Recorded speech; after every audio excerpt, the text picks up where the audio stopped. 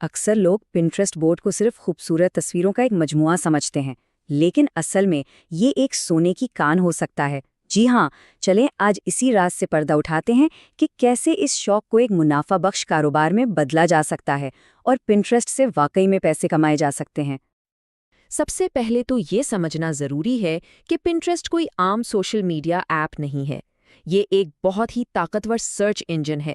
یہاں لوگ صرف ٹائم پاس کرنے نہیں آتے، بلکہ باقاعدہ منصوبہ بندی کرنے آتے ہیں، چاہے وہ گھر کی سجاوٹ ہو، کہیں چھٹیوں پر جانے کا پلان ہو یا پھر اگلی کوئی بڑی خریداری کرنی ہو۔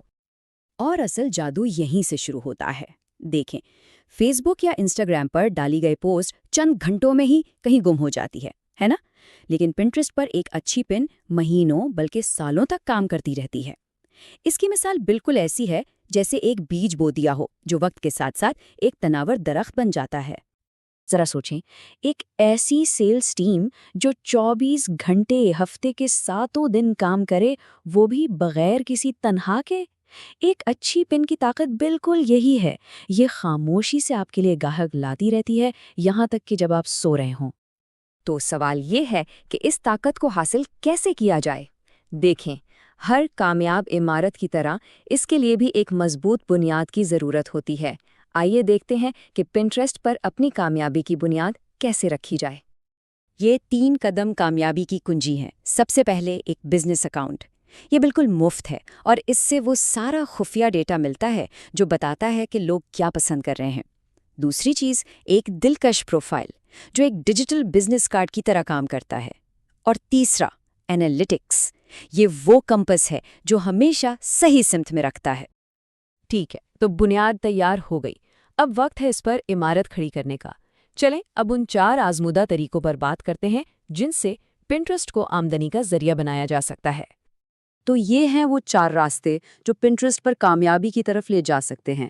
دوسروں کی چیزیں بیچ کر کمیشن کمانا، اپنی خود کی بنائی ہوئی چیزوں کو دنیا کے سامنے لانا، اپنے بلاگ پر پڑھنے والوں کا رش لگا دینا، یا پھر اپنی مہارت کو خدمات کی شکل میں پیش کرنا۔ پہلا طریقہ ہے افیلیٹ مارکیٹنگ۔ آسان لفظوں میں فرض کریں کہ آپ ایک پن بناتے ہیں کسی ایسی کتاب کے بارے میں جو آپ کو بہت پسند ہے۔ اب اگر کوئی اس لنک سے وہ کتاب خریدتا ہے تو اس کا کمیشن آپ کو ملتا ہے۔ یہ اتنا ہی آسان ہے۔ دوسرا طریقہ اپنی خود کی مصنوعات بیچنا۔ پنٹرسٹ آپ کی ڈیجیٹل دکان کی ایک خوبصورت سی کھڑکی ہے۔ چاہے آپ ہاتھ سے بنے زیورات بیچتے ہوں یا کوئی آن لائن کورس، ایک اچھی پن لاکھوں ممکنہ گاہکوں کو آپ کی دکان تک پہنچا سکتی ہے۔ تیسرا طریقہ ہے اپنے بلاگ پر ٹریفک لانا۔ اگر کسی کا بلاگ سنسان پڑا ہے تو پنٹرسٹ اسے دوبارہ زندہ کر سکتا ہے۔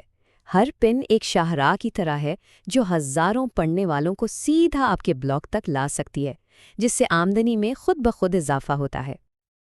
اور چوتھا طریقہ اپنی خدمات پیش کرنا۔ ہر پن ایک خاموش سفیر کی طرح کام کر سکتی ہے جو آپ کی مہارت دنیا کو دکھاتی ہے۔